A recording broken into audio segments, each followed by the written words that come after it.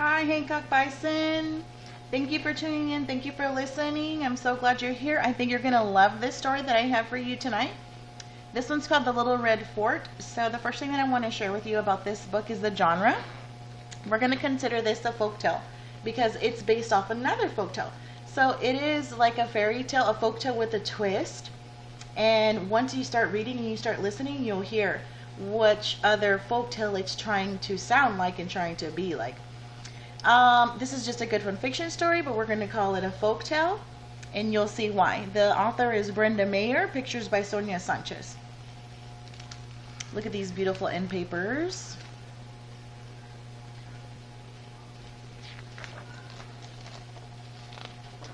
The Little Red Fort.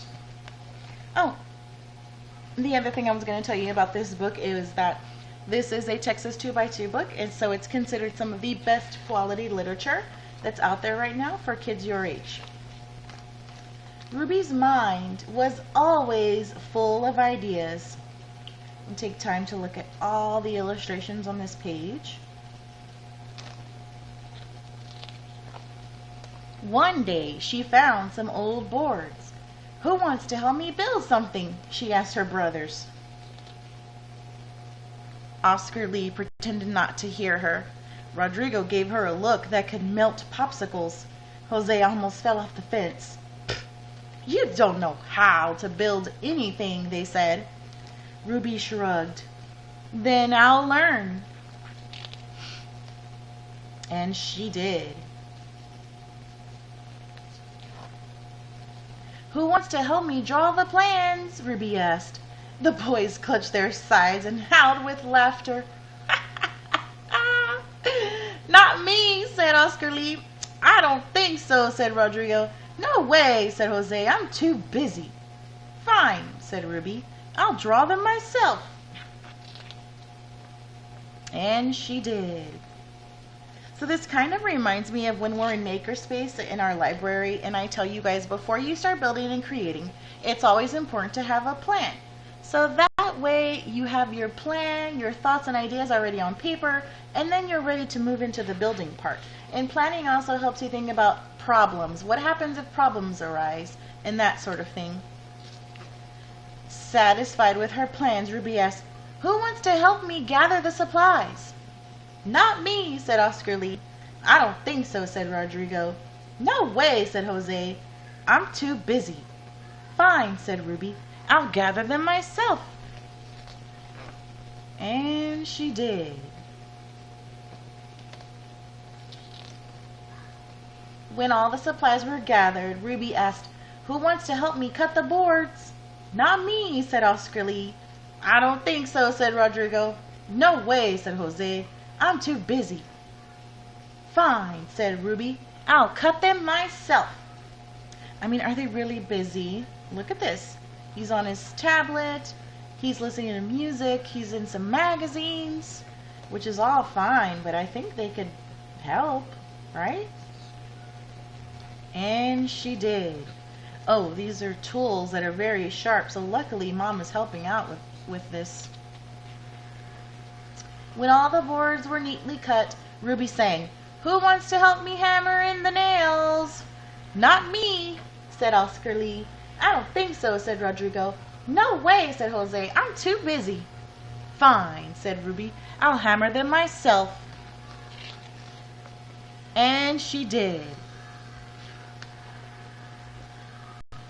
Wow, look at that fort. Soon Ruby's creation was complete. "Who wants to play in my fort?" she called. Me," said Oscar Lee. "Let's go," said Rodrigo. "I'll play," said Jose. "I'm not busy anymore." Oh yeah, now they want to play and participate? "Not so fast," Ruby said. "You didn't help me draw the plans or gather the supplies or cut the boards or hammer the nails. You said I didn't know how to build. And you laughed at me. I'm going to play in the fort by myself." Ooh, karma. That's karma right there. Tea time by herself. And she did. Oh my gosh, look at Ruby's face. She must be feeling so content and satisfied that all her hard work is done and it paid off. We didn't want to play anyway, the boys said, but they really did. So they huddled, whispered, and got straight to work. Oscar Lee made a mailbox, Rodrigo planted flowers, Jose painted the fort, fire engine red, and Ruby was delighted. That evening the boys followed a delicious aroma to a fort warming party. "Who wants to help me clean this plate?" Ruby asked. "Oh, we do," the boys said. And they did. Well, I guess the boys redeemed themselves because they actually went back and they did something. So, if you haven't guessed it already, you are right. Yes, this is like the Little Red Hen. And Little Red Hen is such a classic, famous story that everyone has probably read. And so the author took that story, The Little Red Hen, and tried to put a little twist on it. And so that's why this is called a folktale with a twist.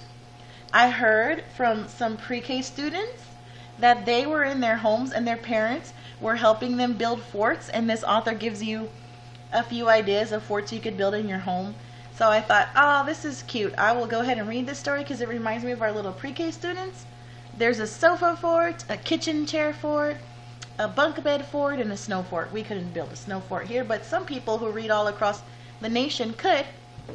But remember that time, those of you who went to the AR library campout for AR, and you guys were building forts with the tables and the chairs? Oh my gosh, that was so fun. The last two things that I want to leave you with is, remember, we always talk about the theme, and the theme comes from the author's heart. He's trying to give a message for us to use in our real life, and this one is very clear. I think the author's trying to say, if you can help, you should always be willing to help, so that way, in the end, you can always participate in that celebration. After all the hard work is done that you put in, then it'd be time to celebrate, and that's a good thing. The last thing that I want to leave you with is your AR quiz number. Tomorrow or on Monday, if you feel like you've read the story enough and you understand the story and you're ready to take your AR quiz, the quiz number is 193902, and you can go ahead and take this quiz. Okay?